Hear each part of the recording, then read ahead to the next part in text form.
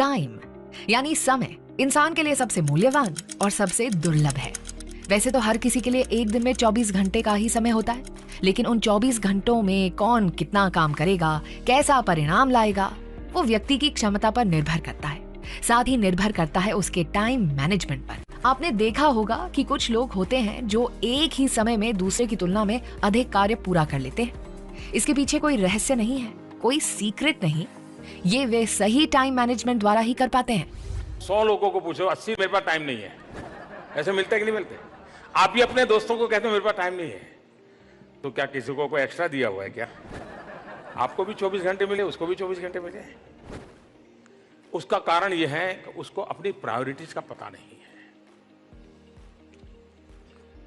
Time का mismanagement की शुरुआत आपकी प्रायोरिटी का आपका अज्ञान है।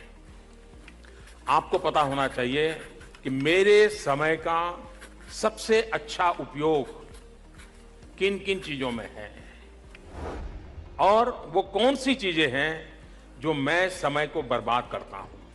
मैं बिजी होता हूं, लगातार काम करता हूं, लेकिन जो करना चाहिए वो करता नहीं और नहीं करना चाहिए वो पहले करता हूं, और उसी के कारण मेरा समय के साथ हमेशा तनाव रहता है।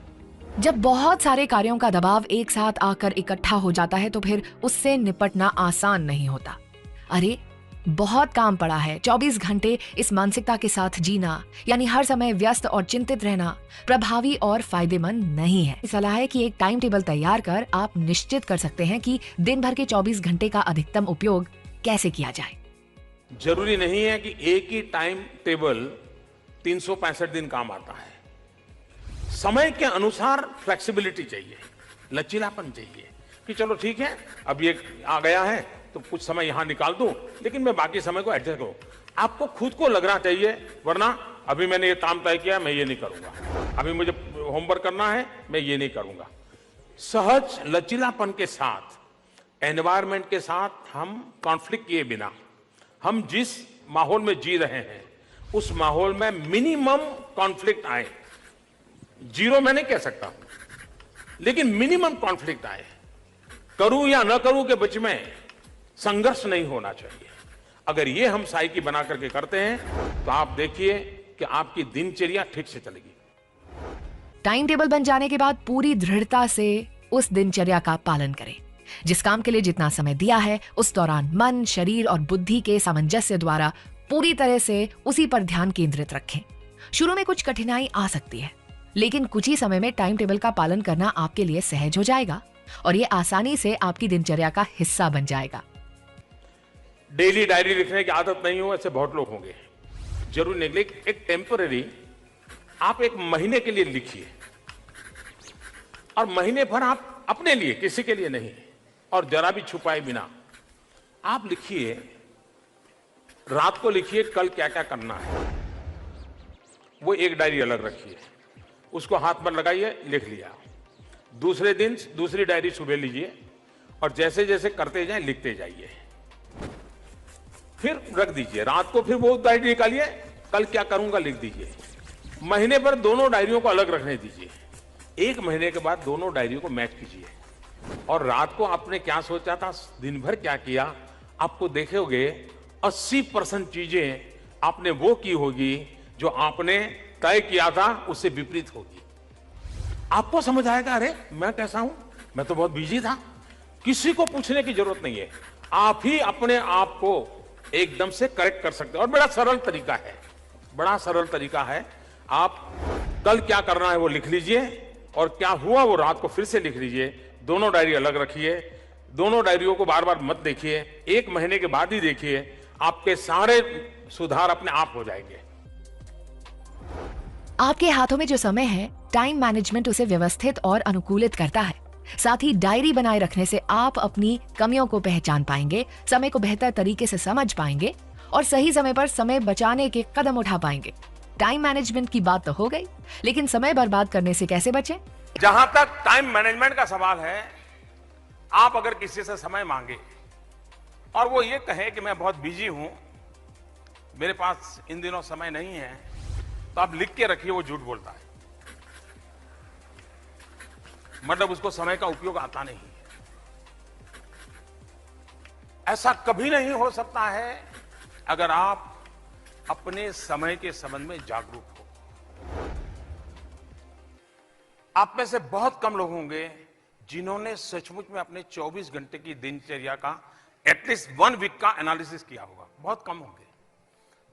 आप एक काम करिए, बीते हुए एक सप्ताह में आप सुबह से शाम तक अपना याद करके लिखो समय का क्या उपयोग किया।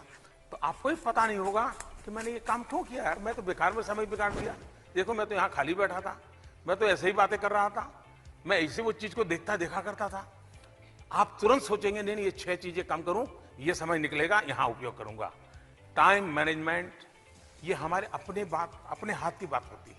हम इसको बड़ी आसानी से कर सकते हैं और इसके लिए कोई बड़े MBA, बहुत बड़ी कोई ऑक्सफोर्ड की किताब पढ़ना कोई जरूरी नहीं चाहिए। आप सिंपली अपने यहां घर काम के लिए आने वाली महिला को जरा ऑब्जर्व कीजिए। इन दिनों एक ही परिवार में घर काम करने वाली जो लोग होते हैं बहुत कम होते हैं।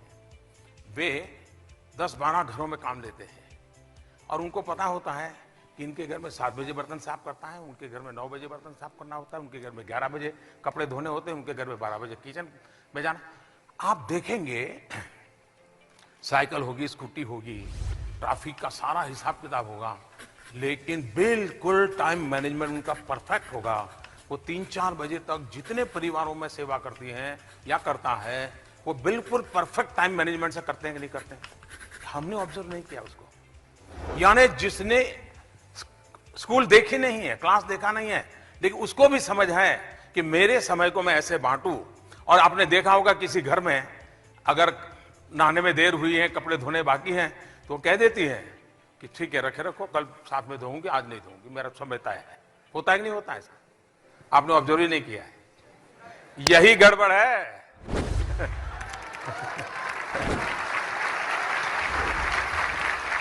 आप ऑब्जर्व कीजिए, जो सफल लोग होते हैं, जो बिल्कुल हंसते खेलते काम कर रहे हैं, उनको समय का कोई दबाव नहीं होता है। कभी ट्रेन दौड़ पकड़ने के लिए भागते नहीं है, कभी उसको लंच बॉक्स कभी भूल जाते हैं, कभी चश्मा भूल जाते हैं, कभी किताब, कुछ नहीं होता है, सब परफेक्ट चलता है। क्यों? उन्होंने अपने समय की कीमत समझी है। Time is money, time is money हम सुनते आए हैं, लेकिन उसी को सबसे ज्यादा बर्बाद करने का हमारा स्वभाव है। हम तय करें कुछ रह जाए तो रह जाए, समय बर्बाद नहीं होने दूंगा। उसी समय में से 24 घंटे मेरे पास भी है, 24 घंटे आपके पास भी है।